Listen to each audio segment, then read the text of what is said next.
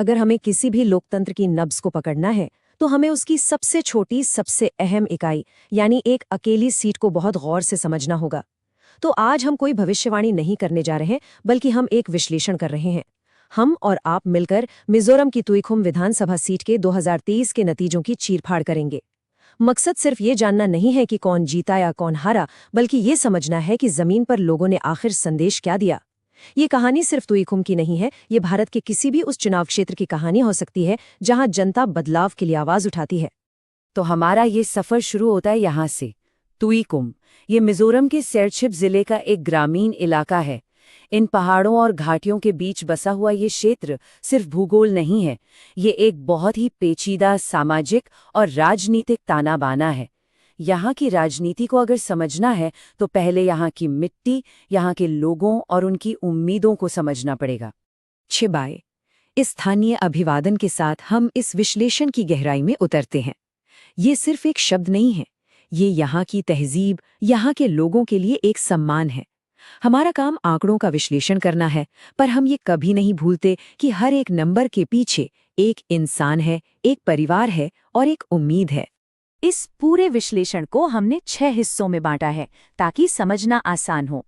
सबसे पहले यहाँ का सियासी समीकरण देखेंगे, फिर हम जमीन की आवाज सुनेंगे, यानी लोगों के असली मुद्दे क्या थे। इसके बाद हम उस 2161 वोटों की कहानी को खोलेंगे जिसने चुनाव का रुख ही पलट दिया। हम ये भी देखेंगे कि ये क्षेत्र वक्त के साथ कैसे बदलता रहा है, और फिर हम एक ब्लूप्रिंट फॉर पब्लिक ट्रस्ट यानी जन विश्वास बनाने का एक खाका पेश करेंगे जो किसी भी पार्टी के काम आ सकता है। और आखिर में बात करेंगे कि आगे की राह क्या हो सकती है। तो चलिए सबसे पहला और सबसे जरूरी काम करते हैं, जमीन की आवाज सुनते हैं। देखिए, चुनाव सिर्फ नंबरों का खेल नहीं होता, ये लोगों की भावनाओं, उनकी जरूरतों और उनकी शिकायतों का आईना होता है। और अगर आप इन इशारों को वक्त पर नहीं समझते तो आप लोगों का भरोसा खो देते हैं।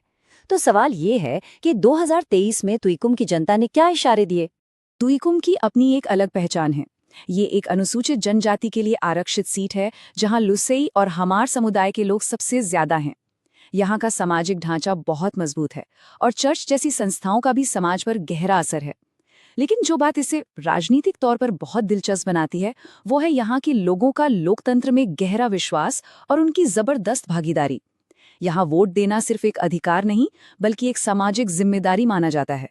2023 के चुनाव में हवा में 3 बड़े मुद्दे गूंज रहे थे जिनकी तपिश बहुत ज्यादा थी। पहला, बेरोजगारी। नौजवानों के लिए मौकों की कमी एक बहुत बड़ी चिंता बन गई थी। दूसरा, सड़कें और बुनियादी ढांचा।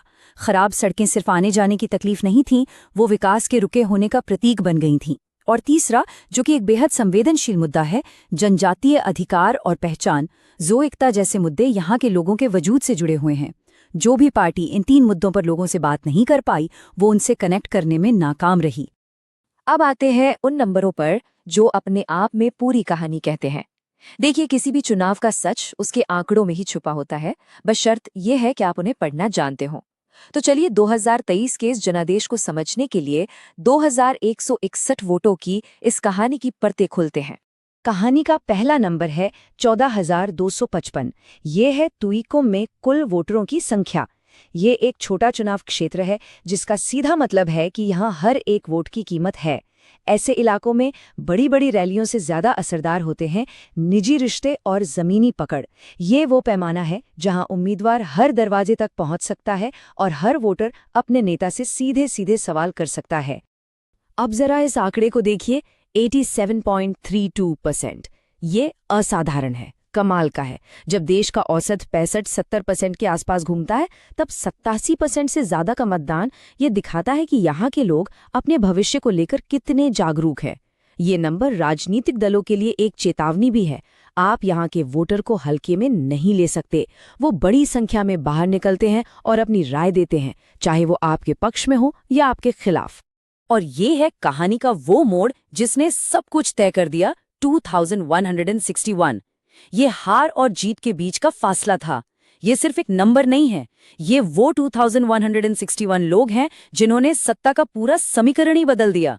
लोकतंत्र में बहुमत एक एक वोट से ही तो बनता है, और ये मार्जिन हमें याद दिलाता है कि जनता की ताकत कितनी फैसलाकुन हो सकती है। यही वो नंबर है जिसका विश्लेषण हर हारने वाली पार्टी को सबसे पहले करना चाहिए। ये बार चार्ट नतीजों को बिल्कुल आईने की तरह साफ कर देता है। ज़ोरम पीपल्स मूवमेंट यानी ZPM को मिले 47.58% वोट, जबकि सत्ताधारी मिजो नेशनल फ्रंट MNF को मिले सिर्फ 33.17%। ये कोई कांटे की टक्कर नहीं थी, ये एक साफ जनादेश था। वोटरों ने सिर्फ मौजूदा सरकार को नकारा ही नहीं, बल्कि एक नए विकल्प को पूरे भरोसे के साथ चुना। देखिए, कोई भी चुनाव नतीजा अचानक आसमान से नहीं टपकता। हर फैसले के पीछे एक इतिहास होता है, कुछ पैटर्न्स होते हैं जो सालों साल बनते हैं। तुइकुम के 2023 के जनादेश को ठीक से समझने के लिए हमें थोड़ा पीछे जाना होगा, इसके अतीत में झांकना होगा। ये एक ऐसा चुनाव क्षेत्र है जो लगातार करवटें बदलता रहा है। चलिए इन पैटर्न्स को समझते हैं। ये टाइमलाइन तुइकुम के सियासी मिजाज की पूरी कहानी कहती है। 2008 में कांग्रेस जीती, 2013 में MNF जीती, लेकिन सिर्फ 14 वोटों से। 2018 में MNF ने अपनी पकड़ मजबूत की और फिर 2023 में ZPM ने आकर पूरी बाजी ही पलट दी। ये क्या दिखाता है? ये साफ बताता है कि तुइकुम का वोटर किसी एक पार्टी का बंधुआ वोटर नहीं है, वो अपने विवेक से, प्रदर्शन के आधार पर अपना फैसला बदलता है। 2013 की वो सिर्फ 14 वोटों की जीत असल में एक बहुत बड़ी चेतावनी थी, एक इशारा था कि यहाँ राजनीतिक वफादारी कितनी नाजुक है। और ये हमें एक बहुत बड़ी बात सिखाता है, लोकतंत्र में संवाद का रास्ता हमेशा खुला रहना चाहिए। एक जिम्मेदार और सूचित सार्वजनिक संवाद ही तो हमारे संवैधानिक मूल्यों की नींव है। जब ये संवाद टूटता है, जब लोगों को लगता है कि उनकी सुनी नहीं जा रही, तो वो नए विकल्प तलाशते हैं। तुइकुम ने बिल्कुल वही किया। तो 2023 में इस बड़े बदलाव के पीछे की सबसे बड़ी वजह क्या थी? एक शब्द में कहें तो एंटी इनकम्बेंसी, यानी सत्ता विरोधी लहर। लेकिन ये सिर्फ सरकार के खिलाफ गुस्सा नहीं था, इसके पीछे एक पीढ़ीगत बदलाव की चाहत थी। ZPM ने नए नेतृत्व और एक नई राजनीति का एक बहुत शक्तिशाली नैरेटिव खड़ा किया, जो खास तौर पर नौजवान वोटरों को बहुत पसंद आया। उन्होंने पुराने सिस्टम को चुनौती दी और जनता ने उस चुनौती का साथ दिया। अच्छा, तो अब तक हमने समस्या को समझा, हमने विश्लेषण किया कि भरोसा टूटा कैसे और क्यों। लेकिन असली सवाल तो ये है कि इस भरोसे को दोबारा कैसे बनाया जाए। अब हम एक ऐसे ब्लूप्रिंट पर बात करेंगे जो किसी भी राजनीतिक दल या नेता के लिए जनता का विश्वास जीतने का एक रोड मैप हो सकता है। ये पूरी तरह से एक गैर पक्षपाती नजरिया है, जिसका केंद्र सिर्फ और सिर्फ गवर्नेंस यानी शासन है। इस ब्लूप्रिंट का जो मूल सिद्धांत है वो बहुत सीधा साधा है। शासन का मतलब सिर्फ चुनाव जीतना नहीं होता। चुनाव जीतना तो सिर्फ एक पड़ाव है, एक शुरुआत है। असली काम तो उसके बाद शुरू होता है, लोगों का भरोसा कमाना और फिर हर दिन अपने काम से उस भरोसे को बनाए रखना। जिस दिन कोई नेता या पार्टी ये बात भूल जाती है, उसी दिन उसकी हार की नींव रख दी जाती है। तो ये रहा वो 3 स्टेप का ब्लूप्रिंट। पहला कदम, जमीनी स्तर पर सहानुभूति फिर से बनाएं। मतलब बंद कमरों से बाहर निकलकर लोगों के बीच जाएं, उनकी सुनें और अपने स्थानीय कार्यकर्ताओं को ताकत दें। दूसरा, एक विश्वसनीय कहानी गढ़ें। खोखले वादों को छोड़कर नौकरियों और विकास पर एक ऐसी कहानी बनाएं जिस पर लोग भरोसा कर सकें। और तीसरा, आज के दौर के संचार माध्यमों का इस्तेमाल करें। नौजवानों से जुड़ने और गलत जानकारी से लड़ने के लिए आपको व्हाट्सएप और सोशल मीडिया का सही इस्तेमाल करना ही होगा। ये स्लाइड दिखाती है कि जमाना कितना बदल गया है।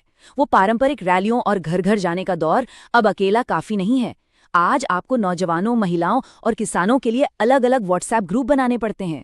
अखबारों में लेख छपवाने के साथ साथ आपको इंस्टाग्राम पर छोटी छोटी वीडियो और मीम्स के जरिए अपनी बात पहुंचानी पड़ती है। और सबसे बड़ी बात, सिर्फ पार्टी के पुराने ढांचे पर निर्भर रहने के बजाय आपको डेटा का इस्तेमाल करके ये समझना पड़ता है कि किस वोटर समूह की क्या जरूरत है और उनसे कैसे बात करनी है। तो चलिए अब इस पूरी बातचीत को समेटते हैं और आगे की ओर देखते हैं। तुइकुम की कहानी से जो सबक हमें मिले हैं वो सिर्फ मिजोरम के लिए नहीं, बल्कि हमारे पूरे देश के लोकतंत्र के लिए बहुत अहम है। आगे का रास्ता 3 शब्दों पर टिका है: डेटा, गरिमा और लोकतंत्र। इस पूरी केस स्टडी से 4 बातें बिल्कुल साफ हैं। पहली, वोटर का भरोसा शीशे की तरह नाजुक होता है, इसे रोज कमाना पड़ता है। दूसरी, नौकरियों और सड़कें जैसे बुनियादी आर्थिक मुद्दे सबसे ऊपर हैं, इन पर कोई समझौता नहीं हो सकता। तीसरी, राजनीतिक पहचान की अपनी ताकत है, लेकिन आखिर में आपका काम ही बोलता है, परफॉर्मेंस ही सब कुछ है। और चौथी, आपको वोटरों से वही मिलना होगा जहां वो हैं, और आज वो डिजिटल दुनिया में हैं। लेकिन यहीं पर एक बहुत ज़रूरी बात याद रखनी होगी। भारत का डेटा प्रोटेक्शन कानून साफ कहता है कि किसी भी नागरिक की निजी जानकारी की गोपनीयता और उसकी सहमति सर्वोपरि है। इसका सम्मान करना ही होगा। और आखिर में हम आपको एक सवाल के साथ छोड़कर जा रहे हैं, एक ऐसा नेतृत्व जो डेटा की ताकत को समझे और जिसमें लोगों के लिए गहरी हमदर्दी हो। क्या वो 2161 वोटों की हार को सच्ची जनसेवा के एक मजबूत जनादेश में बदल सकता है? ये सवाल सिर्फ किसी हारी हुई पार्टी के लिए नहीं है, ये हर उस इंसान के लिए है जो राजनीति को सत्ता का खेल नहीं बल्कि सेवा का जरिया मानता है। If you want to become a people-centric leader and uplift your constituency, get in touch with Blueprint Strategies AI at mgr@blueprintstrategies.ai or call 0800 420 41602. Purpose Beyond Politics.